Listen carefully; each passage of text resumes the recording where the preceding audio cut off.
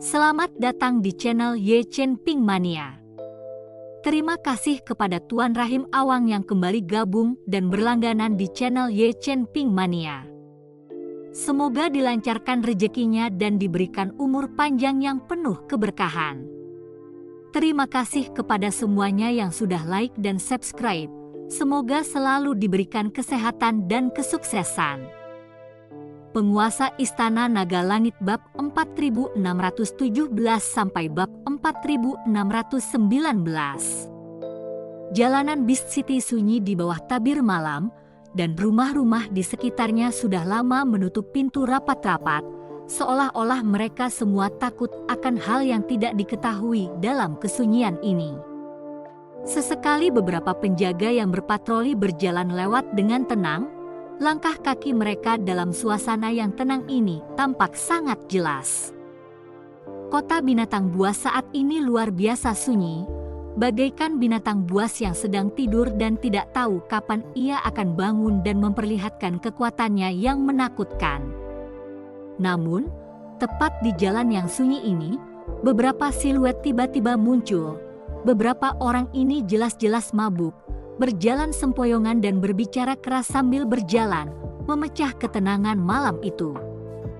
Du Qiu, cewek hari ini hebat sekali, dan kekuatannya tidak rendah. Cewek seperti ini adalah sesuatu yang hanya bisa diajak main oleh Du Qiu. Benar sekali, jangan lihat siapa kakak Yu. Apalagi mempermainkan satu cewek, mempermainkan 10 cewek bukan masalah lagi. Aku ingat kakak Yu bahkan pernah bermain dengan seorang gadis dari alam Mahayana beberapa waktu lalu. Dia hampir saja dibunuh oleh kakak Yu. Beberapa orang ini semuanya adalah teman rubah Qiu Yu yang baru saja minum. Karena identitas Qiu Yu, beberapa temannya dapat berkeliaran dan membuat keributan di jalan yang sunyi ini. Qiu Yu saat ini sedang dibujuk-bujuk oleh beberapa rubah dan anjingnya. Dia menjilat bibirnya dan berkata, "Dasar cewek alam Mahayana, kalau ada waktu, aku akan berikan kalian cewek alam abadi harmonisasi untuk diajak bermain dan dilihat." Kalimat Qiu Yu segera mengejutkan beberapa rubah dan anjing, mengecilkan leher mereka dan melihat sekeliling. Lelucon macam apa ini? Alam keabadian? Apakah omong kosong semacam ini termasuk membanggakan diri? Untungnya, di dalam kota binatang buas ini, tidak ada satupun kultivator perempuan dari alam keabadian. Kalau sampai mereka terdengar dan orang-orang mengembuskan napas terakhir, beberapa dari mereka pasti sudah mati. Siapa yang berani berteriak di jalan?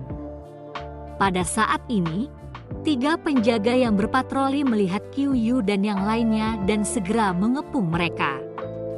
Namun, ketika mereka melihat bahwa itu adalah Qiu Yu, ketiga penjaga itu terkejut. "Sialan, tutup mata anjingmu, tidak bisakah kau lihat siapa aku?" Qiu Yu langsung murka dan mengumpat dengan mata terbelalak. "Tuan Qiu, maafkan saya tidak tahu kalau itu Anda." Ketiga penjaga panik dan meminta maaf. Siapa yang membuat ayah seseorang menjadi salah satu dari 3 jenderal binatang buas di kota binatang buas? Status semacam ini tidak perlu mengikuti aturan apapun. Aturan-aturan itu hanya dibuat-buat oleh orang lain, di mana lagi aturan-aturan itu bisa diikuti. Pergilah dan bersihkan matamu dengan cerah di masa depan. Qiu Yu melihat bahwa sikap ketiga penjaga itu baik-baik saja, memberikan wajahnya sendiri, jadi dia membiarkan ketiga penjaga itu pergi dengan lambaian tangannya. Senyum puas muncul di wajahnya, seolah dia menikmati sensasi kekuatan ini.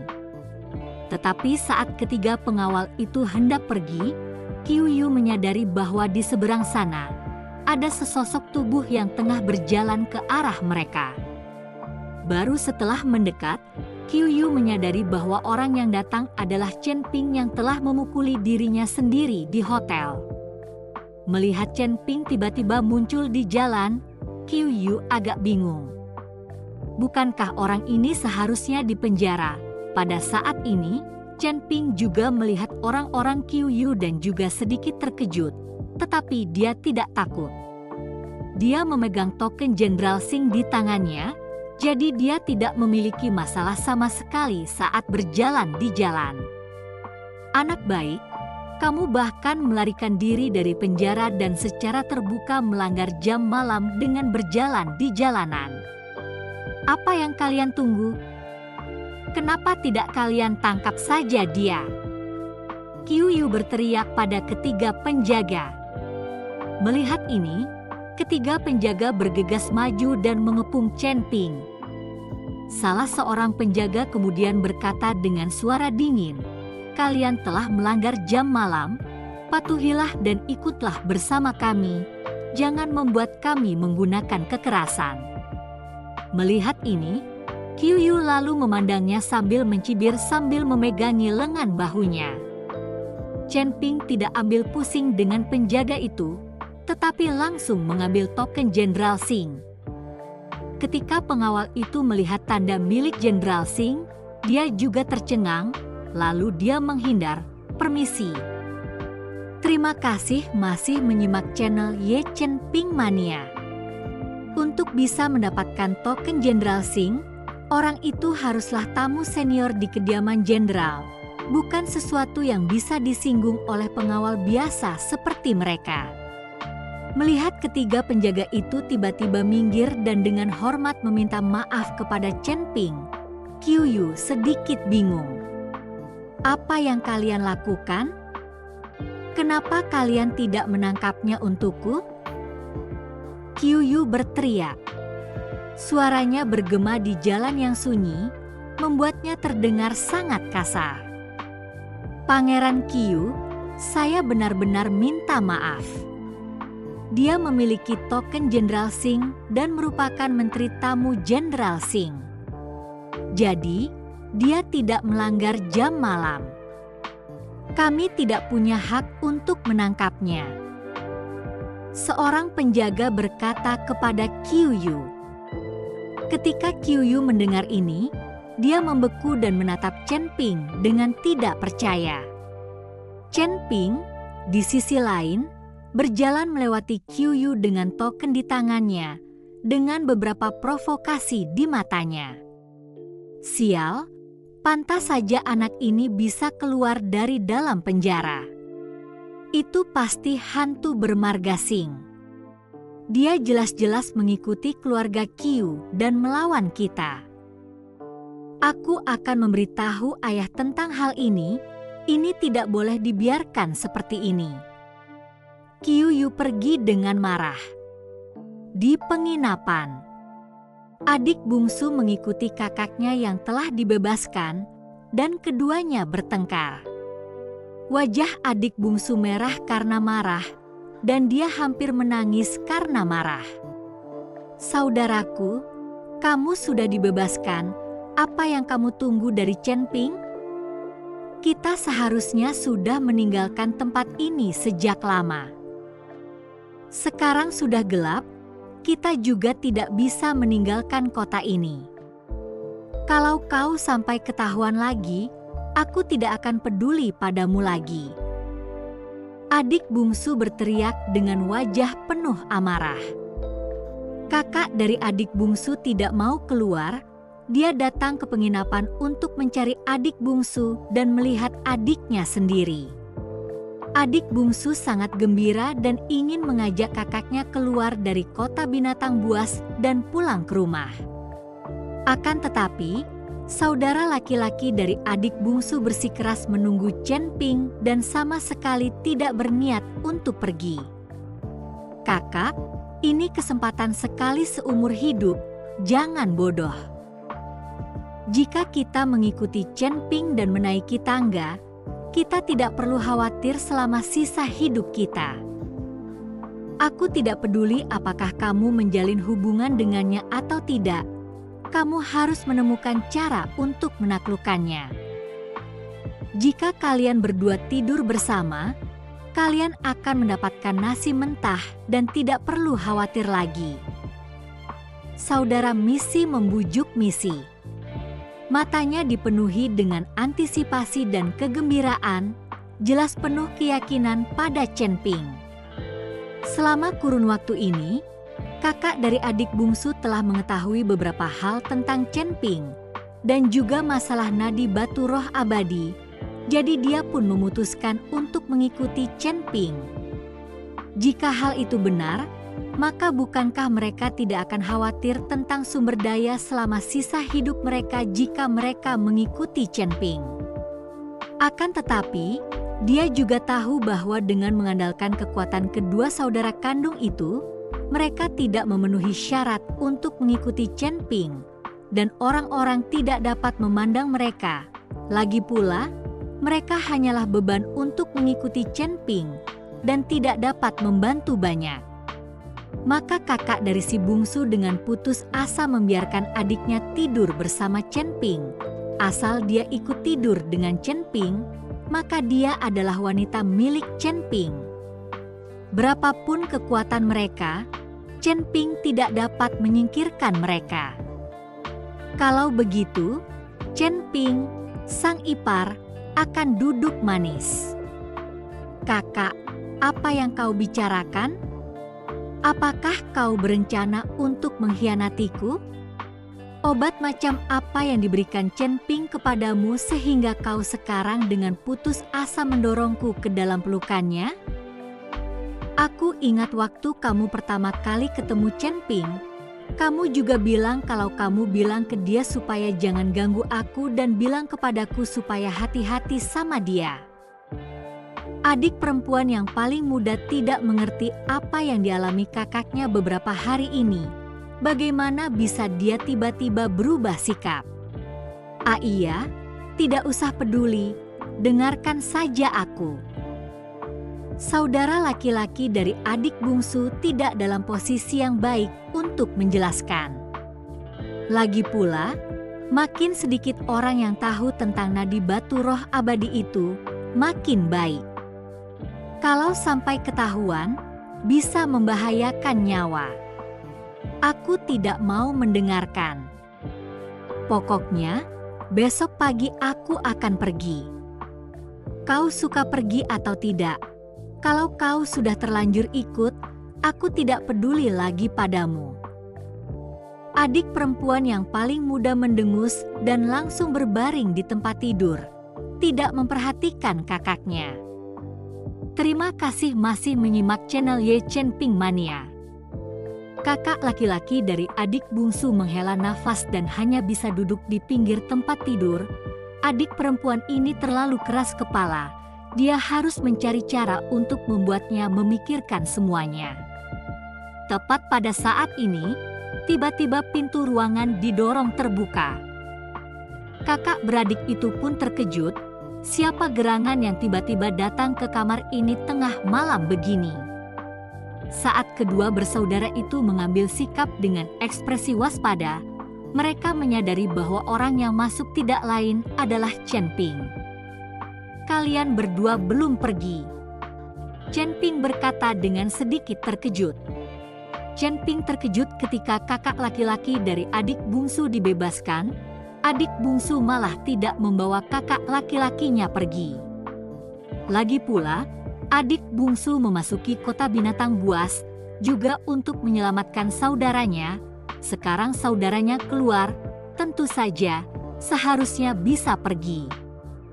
"Kakak ipar, bagaimana kamu bisa keluar? Dan dengan jam malam yang ketat ini, kamu masih bisa berjalan-jalan?" Kakak laki-laki dari adik bungsu bertanya dengan wajah penuh keterkejutan. "Jawab aku dulu, mengapa kalian belum pergi?" tanya Chen Ping. "Aku tidak khawatir padamu, jadi aku tidak pergi menunggu kabar darimu. Dan adikku tidak bisa tidur karena merindukanmu. Kalau dia pergi dan tidak pernah melihatmu lagi, adikku akan mabuk cinta," kata kakak dari adik bungsu dengan tergesa-gesa. "Kakak, apa yang kau bicarakan? Tutup mulutmu. Adik bungsu merasa cemas dan membentak kakaknya. Adik perempuan yang termuda tahu bahwa Chen Ping sama sekali tidak berarti apa-apa baginya, dan di samping Chen Ping ada pula wanita cantik bernama Zhongli yang lebih cantik darinya dan tubuhnya pun lebih bagus. Yang penting kedua orang itu masih berlama-lama di hadapan mereka. Bagaimana mungkin adik bungsu masih menginginkannya dari Chen Ping? Chen Ping menatap kakak dari adik bungsu. Dia juga tahu kalau orang ini suka omong kosong. Kenapa dia tidak pergi? Dia pasti ingin mengikuti jejaknya sendiri, lalu melihat urat batu roh abadi itu. Lihat saja apakah dia bisa mendapatkan sepotong kue. Namun, Chen Ping tidak menunjukkannya, melainkan tersenyum tipis dan berkata, "Karena kamu sangat menginginkanku, tidurlah saja. Kebetulan aku juga mengantuk." "Siapa yang tidur denganmu?" Adik bungsu menatap Chen Ping dengan tatapan kosong dan hendak keluar dari ruangan, tetapi dihentikan oleh kakaknya sendiri. "Adik, kamu mau kemana? Tidur nyenyak di sini, kamu tidak boleh pergi." Setelah adik bungsu itu menghentikan langkahnya, kakak dari adik bungsu itu segera menoleh ke arah Chen Ping sambil tersenyum. "Kakak ipar, aku akan pergi ke pintu dan kalian jaga. Jangan khawatir, aku tidak mendengar apapun." Selesai berbicara, kakak dari adik bungsu mendekatkan diri ke telinga Chen Ping. "Kakak ipar, adikku memang keras kepala, kamu memang keras kepala. Wanita memang seperti itu, di awal perjuangan, jadilah yang jujur." Chen Ping menatap kakak dari adik bungsu dengan kaget. Dia sekarang dapat menyimpulkan bahwa orang ini pasti seorang maniak seks berat.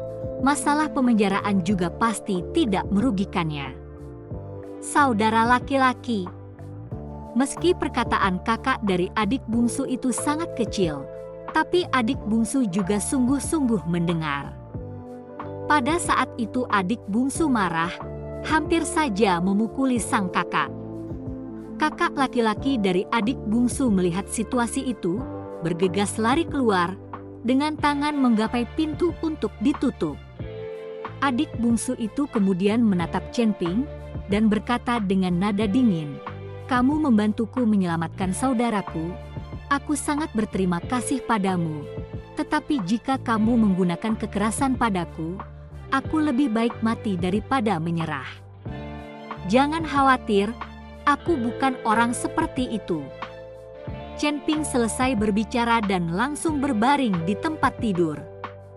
Misi memandang Chen Ping yang sedang berbaring di tempat tidur, dan untuk sesaat dia memiliki perasaan campur aduk.